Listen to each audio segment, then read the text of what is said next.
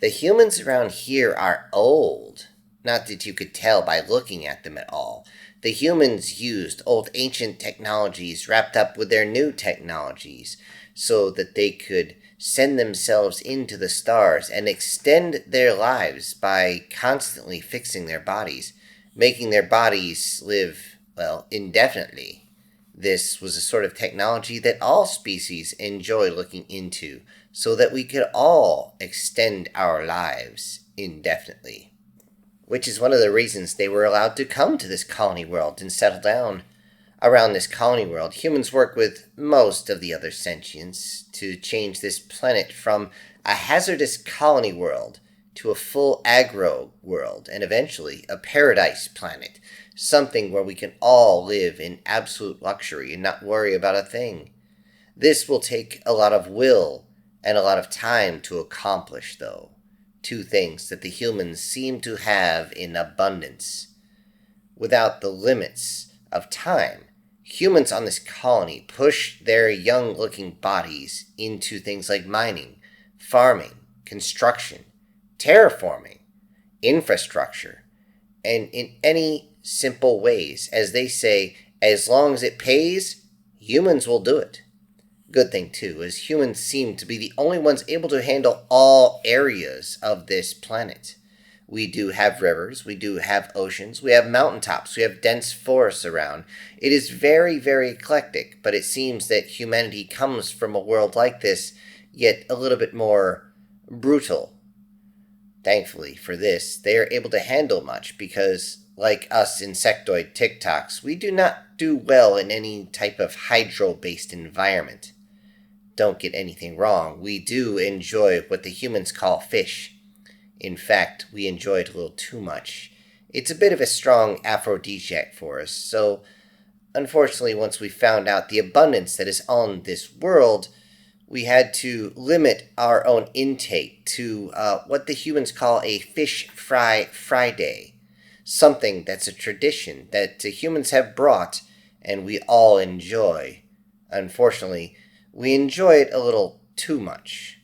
We enjoy it so much so that after this fish fry Fridays, we are unable to function for about 2 complete planetary cycles. There's also the interest that humans show in us in that moment.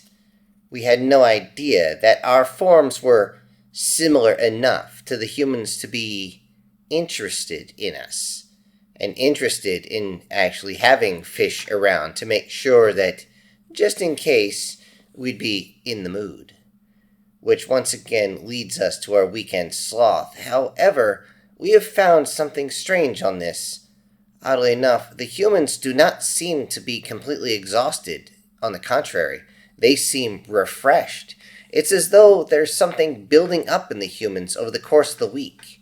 And then after the fish fry, those that partake with each other are, well, sometimes so happy, they make a strange sound, as though they're blowing through their mandibles, their flexible mandibles, making this high pitch, I believe they call it a whistle. They whistle while they work. It is odd. The humans also get along quite well with another sentient species that came to settle on this colony. The amphibious crankyank is no good at mining. In fact, the idea of an enclosed environment without any type of water frightens their entire species to the core. Yet they do require certain mined minerals to assist themselves with their health and also their technologies. This is why one will see human miners trading with the crankyank all the time, yet a few of the crankyank with these human miners with something other than the food and wealth they decide to do in more odd and interesting ways. The crankyank, just like all the other sentients on this world, are bipedal. However, the crankyank are completely hairless, smooth creatures, and their scales are surprisingly soft to the touch. I was amazed at this, but maybe this is something that the humans enjoy. It's odd to know what the humans actually like so much, as their taste varies so very much. Yet most of us do believe that maybe humans are just interested in the long tails of the crankyank. Of course, that's speculation since we, of course, do not have tails, just like the humans. Yet another species that does in fact have tails is a Zenotopy. Like us, they do not handle water, any type of hydro area well, unless it's shallow. They despise any deep water as they do not swim very well at all. They are wonderful in the open lens as they can simply stalk and attack the predators of this planet, turning them into nothing more than food for trade. They're also terrible farmers and ranchers, so again, trade with humans that excel at such things is something the Zenotopy absolutely enjoy, as it means they do not have to constantly hunt and can actually take some time off. Yet when they trade with the humans, every once in a while you'll see one of the strangest things. It's absolutely odd to see a Zenotopy in a human outfit, since everything is in trade. It's still odd to see a human taking images of a Zenotopy in what the humans call a kimono, or what they also call a sailor suit.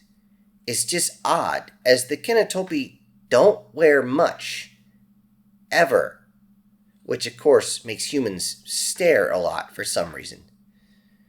Humans seem to get along with just about everyone. It's nice to have them around. Because they made sure through science they have total control of their reproductive functions, many humans do not have many offsprings.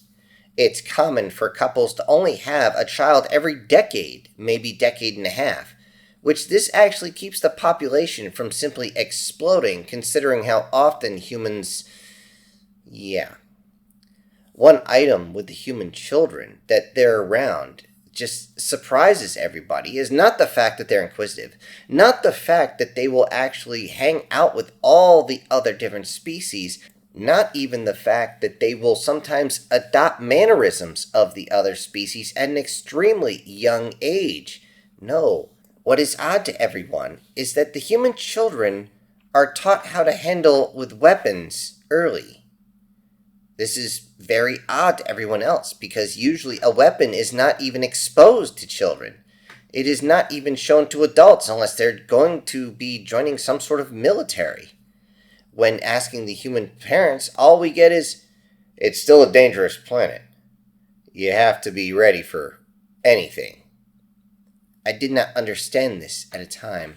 Even with this, everything on this planet seems to be peaceful, especially since the humans actually obey many of the cultural norms of other species. It is fairly common to see a human spread out its elbows when greeting a TikTok like myself, as spreading our carapace is like our version of saying hello, very similar to what the humans call a wave or a handshake. When visiting a TikTok household, the young are not allowed inside the domicile until the sun begins to set across the horizon. To everyone's surprise, this is a practice that does not seem to bother the human children nor their parents at all. They seem to actually embrace this practice as well, which made both of our species actually come together a lot faster. Yet with other species, it wasn't so easy. When visiting a crankyank, it's actually normal for everyone to be bereft of clothing. This made the first interactions quite odd, especially newcomers to the colony. The only real issue, however, was that a normal greeting for a crankyank is to lick each other's face from bottom to top. Then, when greeting others of a different sex when you're done, it is normal for the male to actually grip on to the female, hug them, as the humans would say, and then pick up the female. You only have to raise them just off the ground for only a moment before placing them back down. However, many of the humans got a little overzealous and decided to actually grab the female and raise them very high. And humans being much taller, well, this makes things very awkward, as they do also find each other attractive, and it turns out humans like things visual. Though, in that case, a female might get a little bump as she's moving around, while the male might get actually bumped as well on his face. Bump twice, as it seems to be. Though most of the humans of this colony have embraced all this whenever visiting a crankneck family, the fact that the dimorphism of human and the cranknecks is so similar that there have been some awkward moments. Sometimes someone has to excuse themselves for a minute or two, but we digress. It only takes a few seconds for everything to calm down, and then everyone can enjoy themselves again. When the humans actually visit the Zentipede, it is actually much easier, as all one needs to do is simply rub the faces, especially the side of the faces, together when they meet. It is better to actually rub what the humans call the forehead and rub the top of the heads and then move down to the cheek. However, being this close and the fact that both the Zentipede and the humans have very similar body shapes, with the fact that the Zentipede just have all the fur, there's also the continuing potential for an awkward moment at that point as well. Yet, the introduction of things like the humans call colognes or perfumes make things even more uncomfortable, especially if it's very strong. Let's just say that for the Zentipede, a strong sense of smell can actually have its own disadvantages too. They do not want to tell the human that they stink, but unfortunately for the Zentipede, if they just start sneezing over and over again, one cannot hide that. The Zentipede is also very, as the humans say, close talkers, and also tend to rub against each other as they speak. This could lead to some miscommunications, and actually has, especially since the Zentipede actually love human ethyl alcohols to an extreme degree. But the process is rather quick for the Zentipede body, and it tends to go through them very, very quickly. More than once, at any gathering, any, as the humans say, party or barbecue, it's normal to see one of the Zentipede actually curled up on top of someone or something, completely asleep. The only thing that the human is usually seen doing at that point is reaching down and softly stroking the top of their head. When a tic-tac or a crankyank is actually laid on top of by a Zentipede, well, they usually just throw them off, and they're not so nice. With all the adaptation from the humans to deal with other species, most don't look at them as another species. Just a species that enjoys tranquility, the pride of hard work, the calmness of the air during the day, having their morning cup of brown wake-up juice as they prepare for another long day. They are a peaceful species. Everything they do has been another layer of peace and calm. They're a species that hasn't fought a war in over a century, nor do they want to. Which is why, when another species, the reptilian shart, arrived, they believed they would be able to simply force others into submission. Large ships, approximately a quarter-kilometer long, began to land outside the spaceport all around the living areas, what the humans call houses, their barns and such, and landing right onto fields, destroying crops and frightening livestock. Everyone who saw them land began to worry. Everyone began to pray. Everyone began to shake. Everyone began to fear for their families. Everyone began to fear for their own safety. Just not the humans.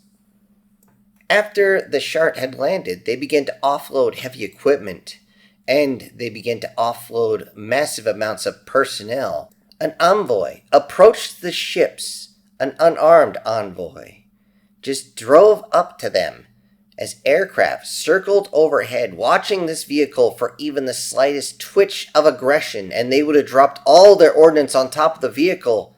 Yet the vehicle, full of just representatives, drove up, stopped, everyone stepped out, and approached one of the ships in the most non-aggressive way possible and simply asked for one who was in charge. The shart turned over and called for one of their own, who walked over to them in that strange, odd, stretched out gait that they have. The one that came up to them was completely covered in metals from the top of their legs all the way to their neck. Metals and decorations chimed and shined in the sun.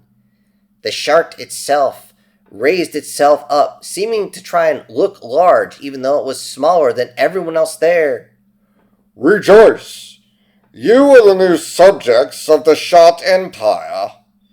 You now serve at our leisure. Your planet is now ours, along with the structures, resources, and personnel. Be grateful that you now serve as our slaves. This 4.1-foot tall little lizard looked over at the females of the group and then pointed at them. It has been a long journey. Females of this planet will perform their new duties. Now escort them inside. That is when the human spoke up. You have no idea what you've awakened, have you? Do not try to intimidate me, human. We know that you have not conducted a war in centuries. You are also severely outnumbered. Do not do anything stupid. Well, you're half correct on both counts. And the first one, yeah, you may outnumber us, but you are vastly outmatched. Also, we may have stayed away from war for a long time, but that doesn't mean that we've forgotten how to fight. On that cue, large weapons rose from the ground around where the human domiciles are. They quickly turned, and energy weapons began to fire. They turned and cut the ships in half from right to left. Not a perfect cut by any stretch of the imagination, as the curvature of the planet did not allow all the beams to hit directly, but it seemed to completely destroy all the ships within a matter of moments. At that point, exosuited humans arrived completely covered in weapons, firing missiles that guided along the skies, striking at all the craft up in the skies, trying to make their way down. Rockets began to fire in volleys. Energy weapons began to cut through everything. Full automatic weapons thundered through the air, making everybody duck. The human in the envoy then yelled to everybody who was already on the ground, "Stay down!" I did so, but I looked up, and one of the humans that was completely covered in machinery came up and gave the man a weapon, and he began to fire as well. He also was given some sort of what they call a vest, full of gear that he was able to drop down, put it on in a matter of moments, jump up, and continue to advance on the ships that were now burning. What we didn't know is that artillery and mortars had already begun to fire from the human homestead, and they were raining fire on the enemy positions. Many were trying to reach to the ships to try and get off the planet. They realized that they had walked right into a human ambush, but now they were being tossed into little bitty pieces into the air. In one case, you could see the bodies come up, and it seems as though the humans were actually trying to jump up inside their exosuits and actually knock them down as though they were playing that game. What is that game they play? Yes, volleyball. And they would spike them down and splatter the bodies right among their friends, bring even more fear to them. Before those little sharts realized what was even happening, they were being slaughtered, torn to pieces, not knowing which way to fire, and by the time they figured out what was going on, one of the humans in their metal suits came sliding right through the formation, tearing them apart, cutting them to pieces with some sort of blades or energy weapons.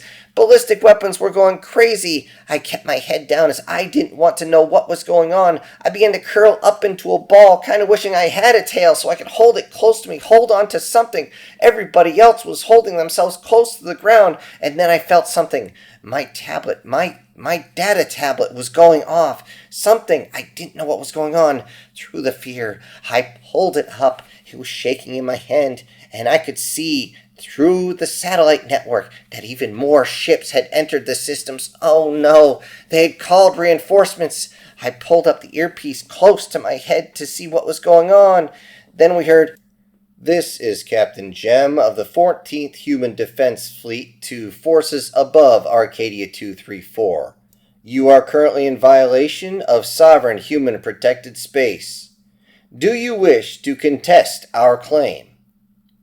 With no words, as fast as they could, the ships that had not descended down onto the planet turned as fast as they could and started to leave the space, jumping to FTL as soon as they left the gravity well, abandoning those on the surface. And that's when I heard the general of the 14th Fleet say, "I didn't think so.